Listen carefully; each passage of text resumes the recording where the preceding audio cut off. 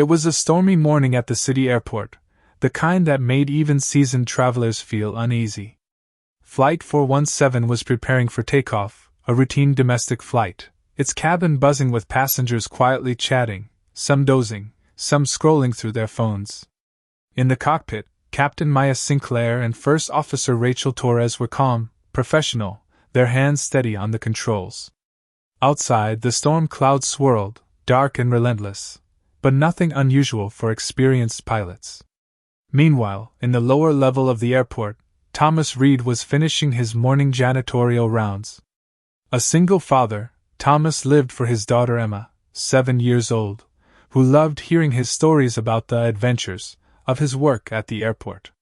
Today, he had promised her an early dinner, and he was already imagining the look on her face when he walked through the door. Back in the cockpit, everything was routine, until the unexpected turbulence hit. The storm had grown faster than forecasts had predicted. The plane jolted violently. Maya and Rachel exchanged a quick glance, and then a strange pallor overtook their faces. Their bodies slumped suddenly, as if drained of energy. In seconds, both pilots were unconscious, leaving the plane uncontrolled at 30,000 feet. Screams erupted in the cabin. Oxygen masks dropped. Flight attendants tried to calm passengers, their voices barely audible over the roaring engines and the wind outside. The intercom crackled. "Flight 417, Mayday! Pilots, unconscious!" A desperate call reached airport control. "We need someone, anyone, to take control." Thomas Reed was there, mopping a hallway, when the call came over his radio. For a moment he froze.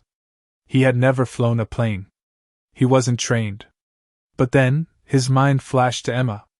He thought of her waiting at home, of the little handprints she left on every surface of their apartment, of the way she looked up at him with trust and love. Courage doesn't wait for training. It waits for.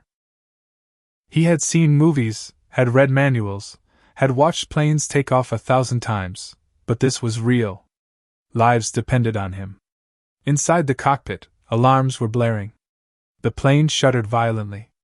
Thomas's fingers hovered over the controls, unsure, but the dispatcher's voice crackled in his earpiece, giving calm, steady instructions.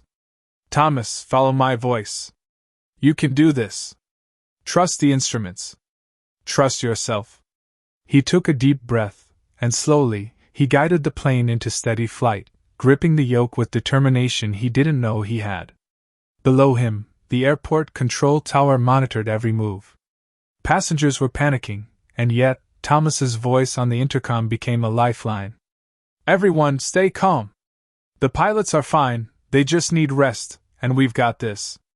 Please stay in your seats, trust me, we'll land safely." Every moment was a test. Turbulence rocked the plane like a storm-tossed ship. Thomas kept thinking of Emma, imagining her small hand in his, imagining her voice whispering, "You can do it, Daddy." He steadied his breathing, followed the instructions, corrected the altitude, adjusted the flaps. Minute by minute, the chaos transformed into cautious hope. Down on the ground, emergency crews were ready.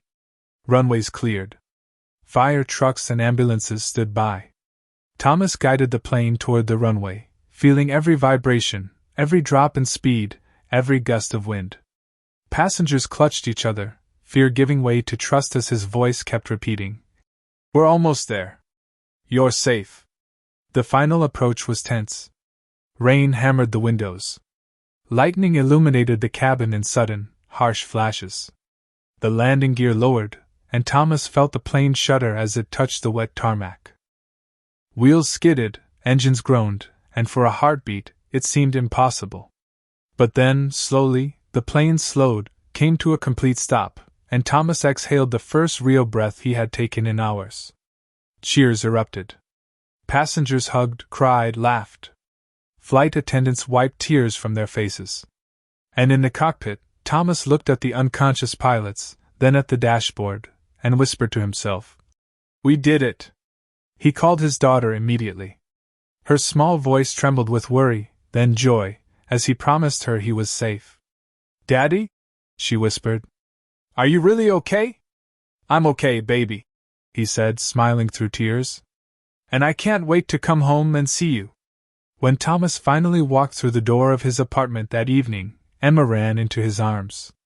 Her small arms wrapped around him, and in that hug, all fear, all adrenaline, all the terror of the storm faded.